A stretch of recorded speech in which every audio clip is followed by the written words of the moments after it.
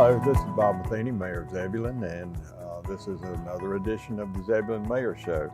Today we're in our community center, which is on the southern end of Zebulon, and with me is Tim Hale. And Tim, thank you for being here. Glad to have you guys. We're going to do a little history, and then we're going to show you what's available down here, introduce you to the staff. You just met Tim. We'll introduce you to Amy in a little bit. First of all, tell me a little bit about this building. Well, tell me first a little bit about your background.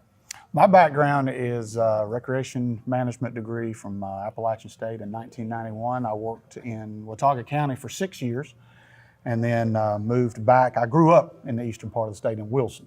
Right. So we moved back closer as we had my daughter to get back closer to family.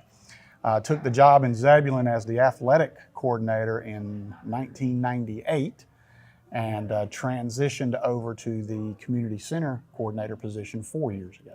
And tell us what community center coordinator does. A little bit of everything, but it's, fresh face. We're the first people that the citizens see when they come in the building. Right. So we're doing registration. As far as specific duties, we're dealing with rentals. I deal with rentals, deal with renting the rooms out, with any type of programs that go on in the gym and the exterior rooms, as well as any programs such as our fitness classes that we have, children's classes, art classes, just a variety of activities that go on here. Well, a lot of people may not be aware that you can even rent down here. So you're the person they need to get Absolutely. in touch with. As a matter of fact, Mayor, there's a lot of people that don't even know we're still here after 8 years. It's amazing the people that we talk to. So I know. I get that too. It's like, y'all need a big park. I said, well, wait a minute. Exactly. You need a community center. Wait a minute. Exactly. We have it. So, but a little bit about the history of this. This is former National Guard Armory. And when the National Guard abandoned it, we'll say, tell me a little bit about what happened and when that was. Well, it was in October of 2009 is when the building was finished, the renovation was completed, and that we moved in. The town acquired the building, and Devon Tolson Architect Company came in. There was some speculation at the time, or some consideration, I should say, given to, well, do we tear the building down and kind of build something in its footprint? After Devon and his guys came through and took a look at it, they came back to us and said, basically, you would be crazy to do that. This building is so strongly built. It's like a fortress. Yes, and so, we can come in and renovate it and do a lot more things than we could, and stay within that budget than we could if we'd had to actually tear it down. So. I want to talk a little bit about some of the programs. We're seeing a walking sign here, so tell us about the walkers. Just a typical day, really, in a nutshell. We open at 6 a.m. Monday through Thursday. We stay open until 9 Monday through Thursday. Our hours on Friday are 6 a.m. to 4 p.m. And then we're closed with the exception of programs that we run in rentals on Saturday and Sunday. But a typical day is we get walkers that come in at 6 o'clock. They're waiting on us when we open the doors. We run on a good day. We may have as many as 50 walkers come through. Then we kind of transition into our morning fitness classes. Every day, Monday through Friday, we have 2 fitness classes every morning that we offer, one class at 9 and one class at 10. And then we transition that to the evening, and we offer 1 or 2, depending on what day it is, fitness classes in the evening as well. In addition to like our karate program that runs. And the time of year now that we're talking about, of course, from October through March, so really 6 months out of every year, we have a huge presence from our basketball families that are in here playing and practicing. We touched on the availability of the building for rentals. And sometimes people hear that and they think, well, I don't have a big group, I'm not doing a family reunion, or I'm not doing a wedding reception. And while we can take care of groups that size here in the gymnasium, I think it's important to know that we do way more smaller family type events, wedding showers, baby showers, graduation parties. And we're able to do that in some of our exterior rooms. We have rooms that can accommodate groups of 50 or less. Sometimes people get confused with that. They think, well, if I rent the community center, I've got to rent the whole building, and that's not the case. We've got some very, very affordable places that we can put groups. Our kitchen area in the back is kind of along the lines of what you would see at a high school concession stand. Right. All stainless steel countertops, stainless steel industrial sinks. We have an ice machine, a refrigerator, and a freezer, a microwave. So you can't cook in the kitchen, but boy, it's a great place to come in, stage your food. Rental rates, more expensive for the gym. You're looking whether we have town rates and or resident rates and non-resident rates, but in a nutshell, think along the lines of about $100 an hour if you're renting the gym. Right. When you get to some of our exterior rooms, they're as cheap as $25 an hour. Any restrictions? We have no restrictions unless you're talking about alcohol rentals. Right. Now, the building is permitted for alcohol. Without going into great detail, there are some hourly restrictions. There is also the presence of off-duty police officers, ABC permits. So there's a lot of hoops you have to jump through in order to do an alcohol rental. But certainly we can make that happen if that's a desire. I understand. Okay, well, we're going to move on for a minute and bring Amy in and talk to her. Sounds good. And we'll wrap it up with all three of us at the end. Sounds How about good. that? Thank you. Appreciate it. Appreciate it, yeah.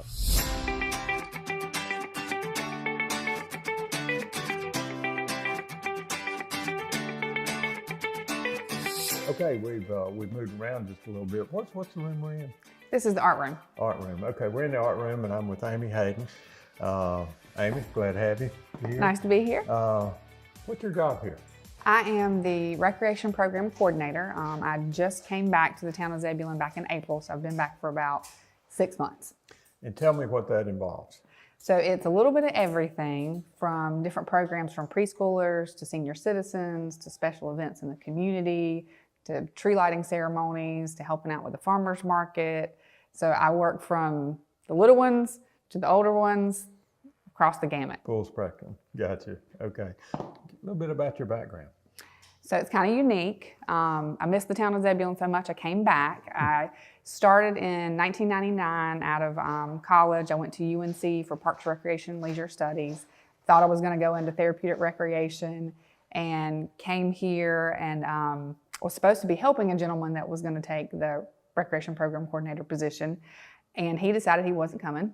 And so I ended up doing all the summer camp programs and everything that summer as a part-time employee, left, did my internship, and then came back and sat down with Greg Johnson, our current director, and decided this is where I wanted to be. Right. And I was here for about 8 years, and then I got an opportunity to go to the private industry doing some commercial insurance, was there for about 6 months and decided that was not my thing. Yeah. Didn't like it, that wasn't my passion, so I didn't have a position open at the time here, but I bugged the city of Raleigh until they gave me a position there. So I was there for about 5 years as an assistant director at 2 different community centers. And then this position came back open and it kind of fell in my lap and it worked out, and I'm glad to be back. Well, let's talk a little bit. We're in the art room. Yes. What kind of programs do you have in here? I mean, obviously they're art, but I mean, what kind? So this past summer we had over 20 different half-day summer camps, ranging from the mad scientist to preschool programs to we had tool time in here with kids using drills and hammers and learning how to build. We also have, recently we just did an adult art painting class, and Ashley Dixon, our police officer, was actually the one who taught the class. Mm-hmm. And so people came in with cutouts of pumpkins, and for about an hour they got to socialize and talk and meet new people and do painting projects. So it's a variety of programs. Right, and they pretty much all year round there's something going on in here. Yes. You're telling me, okay. Mm-hmm. Let's talk about some of the other programs that you have. I know it's really diverse. Yeah, so with regards to seniors, we have a lot of fitness programs. We've got the walking program that starts at 6 in the morning. And then typically every day we have at least 2 fitness classes. So we have bar Pilates, we have cardio dance, we have line dance. The line dance is amazing. You'll get about 15 to 20 of them in there, and they are having a ball and they are hooping and hollering and having a great time. And then we have yoga on 3 mornings on Monday, Wednesdays, and Fridays. And then we also have, in the evenings, we have the basketball and athletic leagues. We have karate as well on Tuesdays and Thursdays, and then we have fitness classes Monday, Tuesday, Wednesday, and Thursday night, from cardio dance to Zumba, which I think she changed the name of to Fitness and Fun. Don't you have bridge clubs or something? Yeah, we have card clubs on Tuesdays and Fridays, and they will spend all day. They'll get here about 10 o'clock, and sometimes they don't leave until about 4. And they're very good. They're very good about feeding us and giving us banana bread and cupcakes and keeping us fed when they're here. But then we also have senior day trips. So soon we're going to go to Hill Ridge Farms, and we're going to take them to go see the lights. And then we also have trips where we do about 3 to 4 days approximately. We just got back from Nashville. We took 45 seniors to Nashville. And then in May, we're going to go on a trip to New York from, I think it's May 12th through the 16th. And we're going to take another 45 seniors. And that's just open for anyone to come sign up for. I'm sure there's a limit. But. Yeah, we do 45. And then as soon as we're done with that trip, we'll announce our next trip. And they are typically waiting at the door on the day of registration at 5:30. They'll get here before I do. They want to make sure they get on the trips. Right, I understand. Well, I think you might have mentioned yoga, and I believe there's a class going on right now. Yeah, there's that's Monday, Wednesday, Friday, and then we've done a couple of yoga on the river classes. Right. And so we did a sunrise service last month and an 8:30 service at for the Little River. Hey, we also have weight room physical fitness. And we're going to go down and take a look at that in a minute, but a lot of people use that.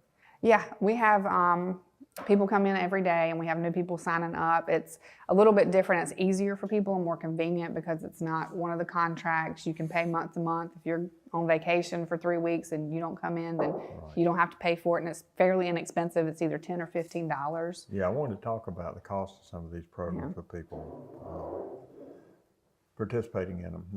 Nothing's free hardly. Walking is. Walking is free, and we do have chair yoga on Tuesdays. Our instructor does that for free. Right. So we have several senior adults that do the chair yoga programs on Tuesday. And how about the other programs? There's a resident fee and a non-resident fee, and there's usually about a $5 to $10 difference depending on if you're resident or non-resident. Right. And typically for a resident, we explain it because people don't get it sometimes, that it's if you pay a city water bill, typically you're a resident. Yeah. So, and that's kind of how we figure that part out. Well, the concept of that, which I support, by the way, is that this facility is paid for with city taxes, and so it's owned by the municipal citizens of Zebulon. And the non-residents, of course, are not paying any taxes to support the operation of this facility, and so therefore it's a little bit higher for that. Anything else? Anything else you'd like to tell us about this facility or your job? Or we have a big event coming up that I do want people to know about. On Saturday, December 1st, we're doing the Downtown Tree Lighting Festival, and it's going to be at the corner of Sycamore and Arundel. It's going to be from 4 to 8 p.m., and families are welcome to come. It's a great event. We're going to have Santa. We're going to have the Ginger Thompson Band. We're going to have reindeer food the kids can make, and there's different civic groups involved, like the Rotary, the Boys and Girls Club, and we're going to do s'mores in the street. The fire department is going to help us out with that. Their Explorers Club is going to be there from 7 to 8, so it'll just be a fun event. And then on Friday night, we actually have pictures with Santa at Town Hall. Well, thank you, Amy. I appreciate you taking the time to help inform our citizens what's down here.